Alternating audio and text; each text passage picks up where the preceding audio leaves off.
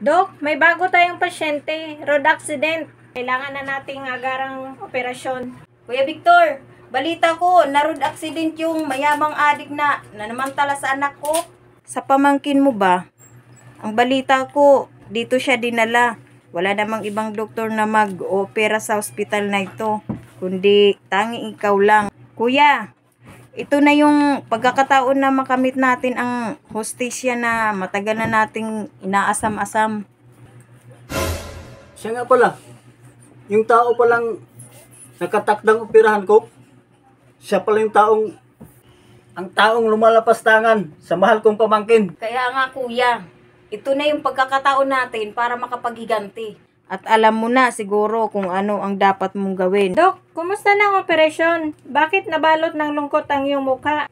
Siya nga pala, andito yung kapatid mo. Ano kuya, nagawa mo ba yung paghiganti natin para sa pamangkin mo? Kapatid, binuhay ko siya. Bakit? Nilapastangan yung pamangkin mo. At hanggang ngayon, nasalaya pa siya. Oo, nangingibabaw yung galit ko sa kanya dahil isa siyang kriminal. Bilang isang doktor, meron din akong sinumpaang tungkulin na ako'y magdudugtong ng buhay ng kahit sino man.